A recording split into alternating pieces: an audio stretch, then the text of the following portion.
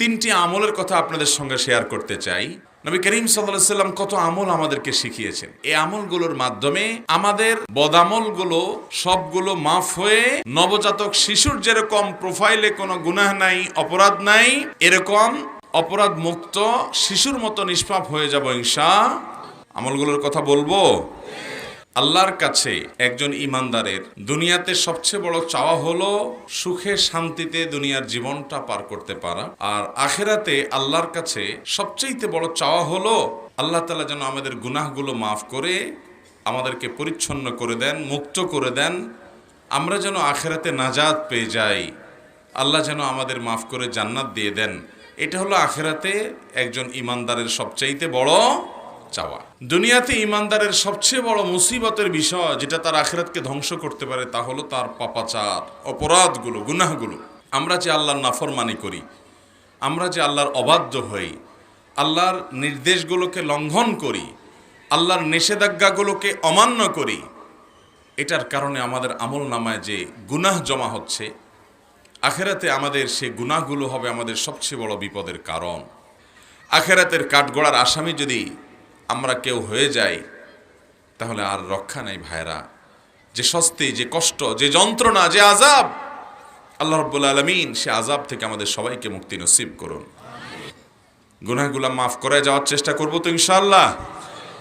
এই জন্য বাবারা, ভাইরা, নবী করিম সাল্লাল্লাহু আলাইহি সাল্লাম কত আমল আমাদেরকে শিখিয়েছেন, কত আমল।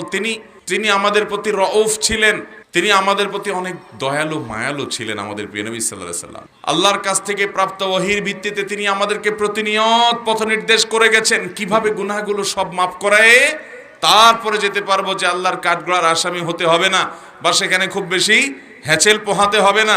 এই জন্য বহু আমল শিখাই দিয়ে গেছেন। সকালে সাইয়্যিদুল ইস্তেগফার করবেন, সন্ধ্যা সাইয়্যিদুল ইস্তেগফার পড়বেন, দিনের ভিতরে বহুবার ইস্তেগফার পড়তে থাকবেন, অনবরত আল্লাহর কাছে মাফ চাইতে থাকবেন। অমুক আমল করলে আল্লাহ গুনাহ মাফ করে দিবে, তমুক আমল করলে আল্লাহ তাআলা গুনাহ সাফ করে দিবে, অমুক আমল করলে সমুদ্রে ফেনা পরিমাণ গুনাহ থাকলে আল্লাহ মাফ করে দিবে। এরকম নানাবিধ দোয়া, নানাবিধ আমল, নানাবিধ বিষয় নবী সাল্লাল্লাহু আলাইহি সাল্লাম শিক্ষা দিয়েছেন। উদ্দেশ্য যাতে তার উম্মতরা কেউ আখিরাতের ভয়াবহতম দিনে আল্লাহর কাঠগড়ায় আসামি হয়ে অস্থির হয়ে সেদিন যেন কাজ হবে না, সেই রকম ভয়াবহ পরিস্থিতির মুখোমুখি যেন না হয়। আমরা সেরকম পরিস্থিতি থেকে বাঁচার জন্য চেষ্টা করব ইনশাআল্লাহ। মুহতারাম হাজিরিন, সেজন্য আজ আমরা তিনটি আমলের কথা আপনাদের সঙ্গে শেয়ার করতে চাই, যে আমলগুলো একজন মানুষকে মায়ের গর্ভ থেকে একটা শিশু যখন ভূমিষ্ঠ হয়, নবজাতক শিশুর যখন জন্ম হয়, এই শিশু যেরকম নিষ্পাপ, তার যেরকম কোনো আমলে খারাপ বলতে কিচ্ছু নাই, পুরো প্রোফাইল ক্লিন, পরিষ্কার। এই তিনটি আমল যেগুলোর কথা শেয়ার করতে চাই, নবী আলাইহিস সালাম হাদিসের আলোকে এই আমলগুলোর মাধ্যমে আমাদের বদামলগুলো সবগুলো মাফ হয়ে নবজাতক শিশুর যেরকম প্রোফাইলে কোনো গুনাহ নাই, অপরাধ নাই, এরকম অপরাধ মুক্ত শিশুর মতো নিষ্পাপ হয়ে যাব ইনশাআল্লাহ। আমলগুলোর কথা বলবো। মুহতারাম হাজিরিন, শিশুর মতো নিষ্পাপ হওয়ার মতো আমলগুলোর ভিতরে সর্বপ্রথম আমল, যে আমলের মাধ্যমে আপনি নবজাতক শিশুর মতো নিষ্পাপ হতে পারবেন, সে আমলটি হলো বিশেষ যে শর্ত শারায়াত আল্লাহ তাআলা হজের ব্যাপারে দিয়েছেন, সে সকল শর্তগুলোকে পূরণ করে আপনি যদি হজ করতে পারেন তাহলে সহিহ মুসলিমের হাদিসের বর্ণনা অনুযায়ী আল্লাহ তাআলা এই ফজিলত আপনাকে দান করবেন। নবী আলাইহিস সালাম বলেছেন, মান হাজ্জা হাযাল বাইত ফালাম ইয়ারফুস ওয়ালাম ইয়াফসুক রাজাআ কায়াউমি ওয়ালাদাতহু উম্মুহ। যদি কেউ বাইতুল্লাহর হজ করে এবং বাইতুল্লাহর হজ করতে গিয়ে কোনো প্রকার নারী গঠিত গুনাহ করে না, স্ত্রী সহবাস করে না, যৌনতা সংশ্লিষ্ট কোনো অপরাধে জড়ায় না, নিজেকে হেফাজত করে, কন্ট্রোল করে, এবং অন্য কোনো পাপ অপরাধ করে না হজের পুরো সময় জুড়ে, পুরো সফর জুড়ে, পুরো মৌসুম জুড়ে, হজের এই সময় হজ করতে গেছে, যৌনতা সংশ্লিষ্ট অপরাধ করে নাই, স্ত্রী সহবাস করে নাই, সেক্সুয়াল যে গুনাহ আছে সেগুলো থেকে বেঁচে থেকেছে, নিজেকে নিয়ন্ত্রণ করেছে, এবং যে কোনো অপরাধ এবং পাপাচার যেটা হজ করা অবস্থা বিশেষভাবে নিষিদ্ধ, অন্য সময় তো নিষিদ্ধ আছেই, হজের সময় বিশেষভাবে নিষিদ্ধ, এরকম কোনো গুনাহ থেকে সে নিজেকে বাঁচিয়ে রাখতে পেরেছে, এইভাবে যদি কেউ হজ করতে পারে তাহলে সেই হাজি সাহেব হজ করে যখন ফিরে আসবে তখন সে দুনিয়াতে, তার দেশে, তার মাটিতে যখন সে ফিরে আসবে মক্কা থেকে, তখন সে একটা নবজাতক শিশু মায়ের গর্ভ থেকে দুনিয়াতে যেরকম আসে ওইরকম নিষ্পাপ হয়ে সে বাড়িতে ফিরে যাবে। আল্লাহ রাব্বুল আলামিন সেরকম ফজিলতপূর্ণ একটা হজ আমাদের সবাইকে করার তৌফিক দান করুন।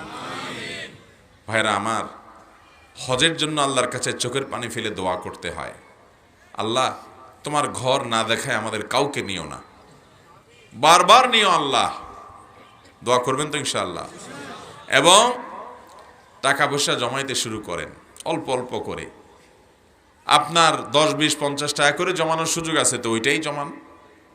আল্লাহ তাআলা একদিন তৌফিক দিবেন। বহু মানুষ আছে পয়সাওয়ালা কিন্তু হজের তৌফিক হয় নাই, অনেক মানুষ আছে পয়সা কম কিন্তু আল্লাহ হজের তৌফিক দিয়েছেন। এই জন্য তৌফিক চাইতে হবে। এবং হজ করলেই হবে না, শুধু ওই যে হজের মধ্যে নিজের চোখের হেফাজত করতে হবে, জেনা থেকে বেঁচে থাকতে হবে, যৌনতা সংশ্লিষ্ট অপরাধ থেকে বেঁচে থাকতে হবে। বিশেষ করে হাদিস এবং আয়াতে যেটি বোঝানো হয়েছে যে যদি কেউ স্বামী স্ত্রী সহকারে যায় তাহলে নির্দিষ্ট যে সময়ে স্ত্রীর সাথে শারীরিক সম্পর্ক করা নিষিদ্ধ, সেখান থেকে বেঁচে থাকতে হবে। এক কথায় রফাস থেকে বেঁচে থাকবে এবং যে কোনো গুনাহ থেকে বেঁচে থাকবে, ফুসুক এবং ফাসিকি কাজ থেকে বেঁচে থাকবে। এইভাবে যদি হজ করতে পারে কেউ, তাহলে তার জন্য ফজিলত রয়েছে। আবার কোরআনে আল্লাহ তাআলা আরও একটা কথা বলেছেন, যে ব্যক্তি হজ করবে ফালা রফাসা ওয়ালা ফুসুকা ওয়ালা জিদালা ফিল হজ, সে হজে গিয়ে রফাস ফুসুক তো করবেই না, যৌনতা বিষয়ক গুনাহ তো করবেই না, অন্য গুনাহ করবে না, আর ঝগড়াঝাটি করবে না। এগুলো থেকে বেঁচে থাকতে হবে। তো এইরকম হজ করে আসা এটা খুব সহজ কাজ না। অনেক কাজী সাহেবরা আছেন যে প্রথমটা থেকে বাঁচতে পারলেও দ্বিতীয়টা থেকে বাঁচতে পারেন না, কারণ ওখানে গিয়ে বসে বসে টেলিভিশনে নাটক চায়, সিনেমা চায়, টকশন নামে নানান হারাম জিনিস চোখে পড়ে। বাস, এই হাজি সাহেব এই ফজিলত পাবে না। অনেক হাজি সাহেব হজ করতে গিয়া ঝগড়া ঝাঁটি, তর্ক বিতর্ক, গন্ডগোল, ফাসাদ, এটা সেটা পিছনে লেগে যায়, তারও এটা নসিব হওয়ার সম্ভাবনা কম। অতএব প্রথম আমল হলো এমন হজ যেই হজে রফাস নাই, ফুসুক নাই, যৌনতা বিষয়ক অপরাধ নাই, গুনাহ নাই, অন্য কোনো গুনাহ নাই। এরকম গুনাহ মুক্ত, রফাস মুক্ত, ফাসিকি মুক্ত হজ যদি কেউ করে ফিরে আসতে পারে, এই আমলের বিনিময়ে আল্লাহ তাআলা তাকে নিষ্পাপ শিশুর মতো করে দিবেন। নাম্বার 2, সহিহ মুসলিমের বর্ণনায় আমরা দ্বিতীয় আমলের কথা জানি, যে আমলের মাধ্যমে আল্লাহ রাব্বুল আলামিন আমাদেরকে একেবারে নবজাতক শিশুর মতো, সদ্য ভূমিষ্ঠ হওয়া শিশুর মতো নিষ্পাপ করে দিবেন। সে আমলটি সম্পর্কে নবী করিম সাল্লাল্লাহু আলাইহি সাল্লাম বলেছেন, মান তাওয়াদ্দা কামা আমারাল্লাহ, যে ব্যক্তি ওযু করবে সেভাবে যেমন ওযু করার নির্দেশ আল্লাহ করেছেন, যেভাবে আল্লাহ ওযু করতে নির্দেশ করেছেন সেইভাবে ওযু করবে, উল্টাপাল্টা নিয়মে না, মন মতো না, সুন্নাহর খেলাফ না, বরং আল্লাহর নির্দেশিত পদ্ধতি অনুযায়ী সঠিকভাবে যে ওযু করবে। ফাকামা ওয়াসাল্লা, এরপর দাঁড়াবে, দাঁড়িয়ে সালাত আদায় করবে, নামাজ পড়বে। ফাহামিদাল্লাহ ওয়া আথনা আলাইহি, এরপরে আল্লাহর প্রশংসা করেছে, আল্লাহর স্তুতি গুণগান করেছে, আল্লাহ অনেক নিয়ামত দিয়েছে, সেগুলো স্বীকৃতি সে দিয়েছে। ওমাজ্জাদা বিল্লাযী হুয়া লাহু আহল, আর আল্লাহর মর্যাদা বর্ণনা করেছে যেমনটি উপযুক্ত, আল্লাহর শানের স্বীকৃতি সে দিয়েছে। ওয়াফাররাগা লাহু কলবাহ, এবং এরপর তার অন্তরটাকে মুক্ত করেছে শুধু আল্লাহকে অন্তরে স্থান দিয়ে, দুনিয়ার মোহ, লোভ, লালসা, পাপের প্রতি আকর্ষণ, এগুলো থেকে অন্তরকে পরিচ্ছন্ন করে আল্লাহ রাব্বুল আলামিনকে অন্তরে স্থান দিয়েছে, অর্থাৎ আল্লাহর স্মরণকে অন্তরে স্থান দিয়েছে, আল্লাহর আনুগত্যকে অন্তরে বসিয়ে নিয়েছে। সালাতের পর আল্লাহর প্রশংসা করে এইভাবে যদি কেউ আল্লাহ রাব্বুল আলামিনের কাছে সারেন্ডার করে, অন্তরে আল্লাহকে স্মরণ করে, কারণ আকিমিস সালাতা লিযিকরি, আল্লাহ বলেছেন সালাত কায়েম করো আমার জিকিরের জন্য। এইভাবে যদি কেউ করে, এই ব্যক্তির এই কাজ করার পর তাকে আল্লাহ রাব্বুল আলামিন সদ্য ভূমিষ্ঠ হওয়া শিশুর মতো নিষ্পাপ করে দিবেন। নাম্বার 3, মুসনাদে আহমদে বর্ণিত হয়েছে, নবী করিম সাল্লাল্লাহু আলাইহি সাল্লাম বলেছেন, আল্লাহ রাব্বুল আলামিন হাদিসে কুদসিতে বলেন, ইযা বতালাইতু আবদাম মিন ইবাদি মুমিনান, আমি যখন আমার কোন ঈমানদার বান্দাকে পরীক্ষায় ফেলাই, বিপদে ফেলাই, আল্লাহ বলছেন, আল্লাহ বলছেন আমি যখন আমার কোনো ইমানদার বান্দাকে বিপদে ফেলি, সেই বিপদে পড়ার পর হাহুতাশ, অস্থির, গালমন্দ, ভাঙচুর এসব না করে বিপদে পড়েছে, সে এরপরে কি করে? ফাহামিদানি, সে আমার প্রশংসা করে। ওয়াসবার আলা মা আবতালাইত, তাকে যে পরীক্ষার মধ্যে ফেলেছি, তাকে যে কষ্ট দিয়েছি, তাকে যে পরীক্ষা নিচ্ছি আমি কষ্ট দিয়ে, এই জন্য সে সবর করে। সবর করে হাহুতাশ তো করেই না, বরং উল্টা আল্লাহর প্রশংসা করে যে আল্লাহ সুখে রাখলে যেরকম আপনি, আমি খুশি, আপনার শুকর আদায় করলাম। আপনি আমাকে দুঃখে ফেলেছেন, এখনো আমি আপনার শুকর আদায় করি, আলহামদুলিল্লাহ বললাম।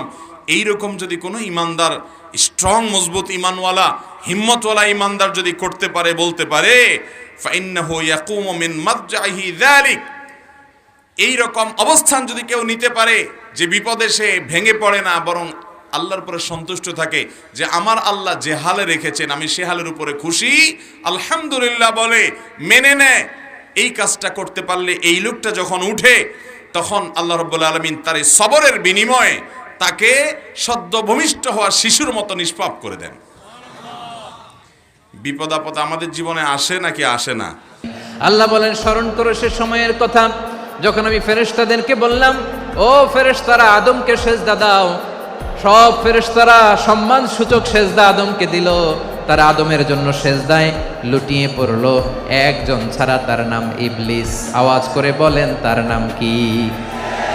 সে অহংকার প্রদর্শন